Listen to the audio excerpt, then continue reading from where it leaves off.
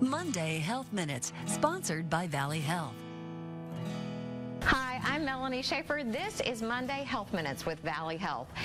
Urinary incontinence and pelvic floor disorders can really affect the quality of a woman's life, and 8 to 10 million women are going through these kind of symptoms. There is help out there, so today we're talking with Dr. Stephen Brumfield about that. It is very uncomfortable, and a lot of women don't know that there is help out there, but there is help for so many. Absolutely, absolutely. It's a really common thing.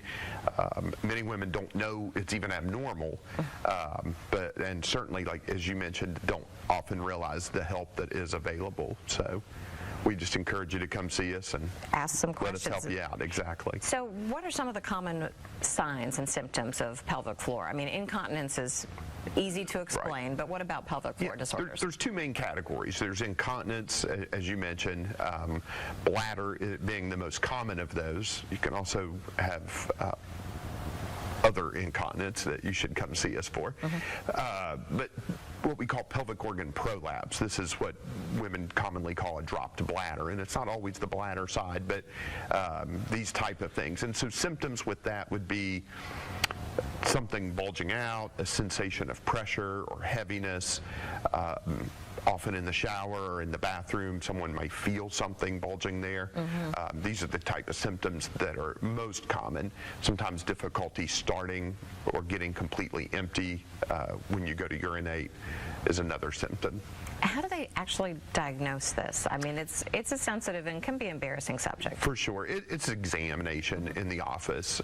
It's a pretty non-invasive, but it is a pelvic exam, which, as you said, is unpleasant for many, but it's usually just an exam. There's some more advanced testing for some complex urinary incontinence and things like that, but those are not done right away. Yeah, but for most women, maybe just like your yearly exam. Correct. Something similar to that. Exactly. A lot of people want to try lifestyle changes first before they go that next step. What are some things women can do to try to help themselves before they do something more aggressive? Right. So some of the basic things you can do, weight loss can have a really significant impact on both incontinence and prolapse. Avoiding problems like, say, constipation.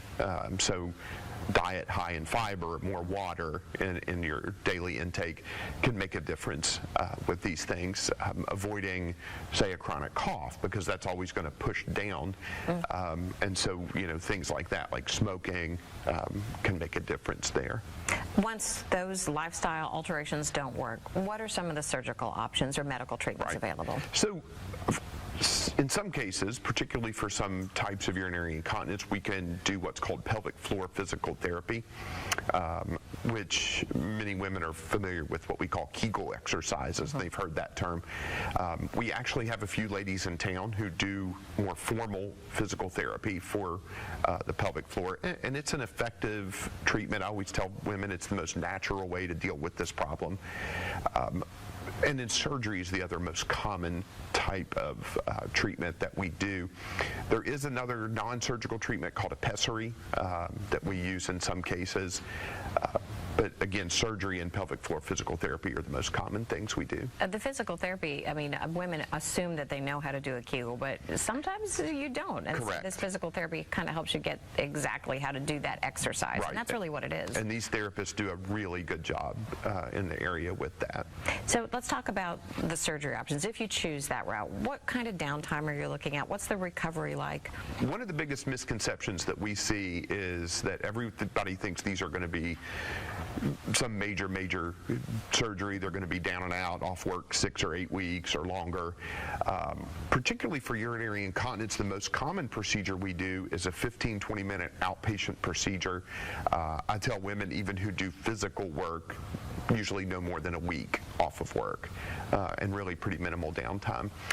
The prolapse surgeries are done usually vaginally or laparoscopically using the Da Vinci robot, so they're very minimally invasive as well, often done on an outpatient basis. So there is help out there. You don't have to just deal with it and suffer through Absolutely. whatever issues that you're having. Absolutely. Any final thoughts? No, if there's a problem, you don't have to travel outside the area and you don't have to suffer with it. Always come see us. Doesn't mean you're signing up for surgery, but just come see us and find out what your options are. At least identify it and see what you can do to make your life a little bit more comfortable. Exactly. All right, Dr. Bromfield, thank you so much for being here. Thank you for Great having me. answers for women to consider. Yeah. Thanks for being here for Monday Health Minutes.